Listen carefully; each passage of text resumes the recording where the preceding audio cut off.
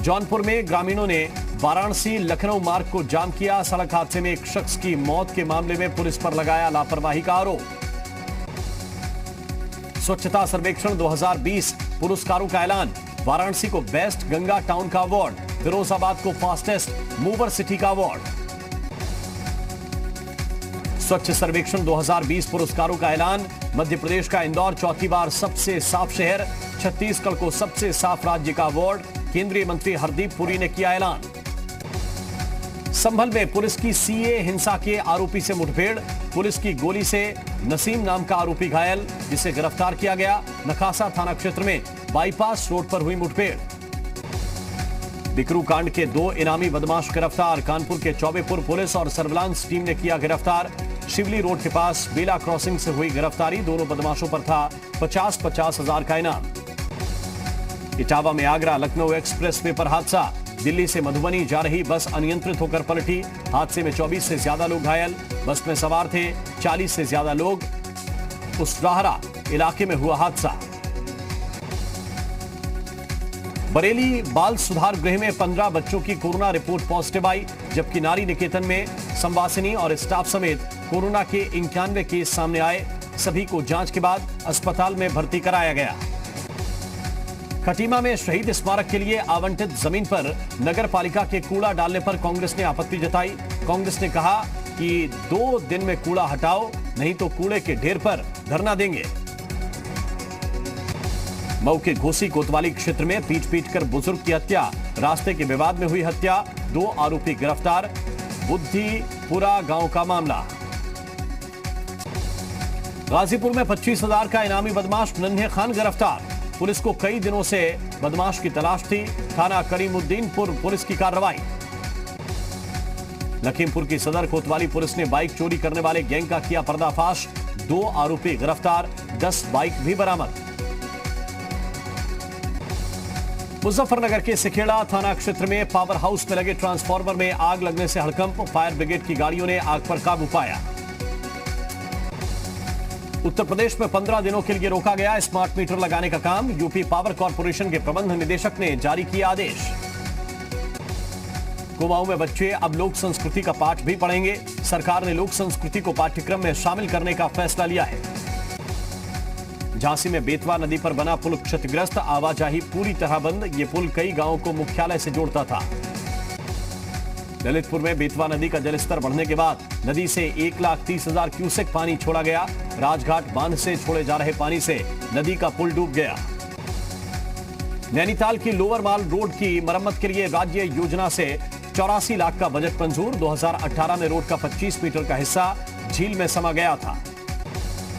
अमेठी में 2 दिन से लापता युवक का शव सुल्तानपुर में एक नदी में मिला। शव को पोस्टमार्टम के लिए भेजकर मामले की जांच में जुटी पुलिस। परिजनों ने लगाया हत्या कर शव फेंकने का आरोप। गौतम बुद्ध नगर में बारिश से मौसम हुआ सुहाना। नोएडा के सेक्टर 39 में महिला थाना और मुख्य चिकित्सा अधिकारी का ऑफिस में जल भरा। श्री राम जन्मभूमि तीर्थ क्षेत्र ट्रस्ट के महासचिव चंपत राय ने कहा, मंदिर के निर्माण कार्य में तेजी लाई जाएगी। 40 महीने में मंदिर बनने की पूरी उम्मीद। अयोध्या में ऐसी जगह चिन्हित की जा रही हैं जहां से राम मंदिर बनते अपनी आंखों से लोग देख सकें। श्री राम जन्मभूमि तीर्थ क्षेत्र ट्रस्ट के महासचिव चंपत राय ने कहा, मंदिर की नींव को बहुत मजबूत बनाने के लिए 1200 खंभों के लिए खुदाई कराई जाएगी। मंदिर की उम्र कम से कम 1000 साल हो, इसके लिए भी हर स्तर पर कोशिश की जा रही है। यूपी में गणेश चतुर्थी और मुहर्रम को लेकर डीजीपी ने जारी किए दिशा निर्देश। निर्देश के मुताबिक गणेश चतुर्थी पर झांकी की इजाजत नहीं, वहीं मुहर्रम पर जुलूस और ताजिए की इजाजत नहीं। सभी जिलों के अधिकारियों को दिए गए निर्देश। डीजीपी एचसी अवस्थी ने की अपील, कहा घर में ही त्योहार मनाएं श्रद्धालु। वहीं लखनऊ में लगाई गई धारा 144 21 अगस्त से 15 सितंबर तक धारा 144 लागू। आगरा में लेडी डॉक्टर योगिता गौतम की हत्या में बड़ा खुलासा। आरोपी डॉक्टर विवेक तिवारी का कबूलनामा। डॉक्टर विवेक तिवारी ने माना उसी ने की थी योगिता की हत्या। डॉक्टर योगिता गौतम हत्याकांड में डॉक्टर विवेक का कबूलनामा। 7 साल से दोनों के संबंध थे। योगिता से मिलने जालौन से आगरा आया था। कार में हुआ था दोनों के बीच झगड़ा। पहले डॉक्टर विवेक ने योगिता का गला दबाया, फिर चाकू से वार किया। गोंडा में बाढ़ का कहर, तरबगंज के इलाकों में तटबंध पर कटान शुरू, सुरक्षा दीवार नदी में समाई, खतरे के निशान से 75 सेंटीमीटर ऊपर बह रही है घाघरा नदी। मुरादाबाद में बारिश के बाद शहर के कई इलाकों में सड़क धंस गई, नागपनी इलाके में तो सड़क धंसने से कार फंस गई। फर्रुखाबाद में कुछ बच्चों के 10 से 12 फीट की ऊंचाई से नदी में छलांग लगाने का वीडियो वायरल, डीएम ने पुलिस को कड़े निर्देश दिए। बिजनौर में लकड़हान नदी के पास सड़क पार करते समय तेज बहाव में एक पिकअप गाड़ी बह गई, ड्राइवर की मौत। गाजियाबाद में पॉश सोसाइटी की बाउंड्री वॉल गिरी, 3 गाड़ियां क्षतिग्रस्त, गौर ग्रीन विस्टा सोसाइटी में हुआ हादसा। रायबरेली में पुलिस प्रशासन ने शातिर अपराधी और भूमाफिया सद्दन घोसी के खिलाफ बड़ी कार्रवाई की। प्रशासन ने सद्दन घोसी की 1 करोड़ से ज्यादा की संपत्ति कुर्क कर दी है। सद्दन घोसी पर 30 से ज्यादा आपराधिक मामले दर्ज हैं। आगरा में बस हाईजैक केस से जुड़ी बड़ी खबर, आगरा के एसएसपी बबलू कुमार का ऐलान, कहा आरोपियों पर रासुका लगेगी।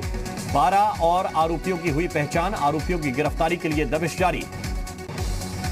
स्वच्छता सर्वेक्षण में फिर पिछड़ा उत्तराखंड, टॉप 100 में कोई भी नगर निगम, नगर पालिका या नगर पंचायत नहीं बना पाई जगह। देहरादून नगर निगम स्वच्छता सर्वेक्षण में 124वें पायदान पर, हरिद्वार नगर निगम स्वच्छता के मामले में 244वें नंबर पर। लंदन में हुए राष्ट्रमंडलीय संसदीय सम्मेलन में उत्तराखंड के विधानसभा अध्यक्ष प्रेमचंद्र अग्रवाल ने वीडियो कॉन्फ्रेंसिंग के जरिए भाग लिया। वित्त उप समिति की बैठक का शुभारंभ सिंगापुर से सीपीए के कोषाध्यक्ष शमसुल सिकंदर ने किया। इस बैठक में पिछली रिपोर्ट पर चर्चा की गई। बिहार के छपरा में बाढ़ के पानी से ध्वस्त हुआ एक घर, सोशल मीडिया में वायरल हुई तस्वीरें। बाढ़ की स्थिति को देखते हुए घर को पहले ही खाली करा लिया गया था, परिवार हुआ बेघर। राजस्थान के सीकर में भारी बारिश से आफत, तेज बहाव के बीच बह गया बाइक सवार, गांव के लोगों ने काफी कोशिश के बाद बचाया। खतरे में जान डालकर पानी में डूबी सड़क पर चल रहे हैं लोग। उत्तराखंड के चमोली में सड़क पर मलबा आने से ट्रैफिक बाधित, बड़े बड़े पेड़ सड़क पर आ गिरे, रास्ता खोलने में जुटी सरकारी एजेंसियां, किसी तरह के नुकसान की खबर नहीं। उत्तराखंड के मसूरी में हुए भूस्खलन से परेशान हुए लोग, मसूरी देहरादून सड़क पर 10 किलोमीटर लगा जाम, सरकारी मशीन ने मलबा हटाने का काम शुरू किया, यातायात बाधित हुआ। जम्मू कश्मीर के बारामूला में शहीद हुए सैनिक रवि कुमार सिंह और ग्रेनेडियर प्रशांत सिंह को सेना की श्रद्धांजलि। 17 अगस्त को दोनों आतंकी हमले में शहीद हुए थे। भारत के पहले स्वदेशी एयरक्राफ्ट कैरियर आईएनएस विक्रांत को जल्द ही समुद्र में उतारा जाएगा। नौसेना सूत्रों के मुताबिक आईएनएस विक्रांत के हार्बर ट्रायल पूरे हुए, विक्रांत को 2023 तक नौसेना में शामिल किया जा सकता है। अमेरिका के राष्ट्रपति कार्यालय व्हाइट हाउस से भारत के लिए सकारात्मक बयान, दोनों देश हमेशा भरोसेमंद दोस्त बने रहेंगे। अमेरिका की ओर से भारत से दोस्ती और मजबूत करने की कोशिशें जारी रहेंगी।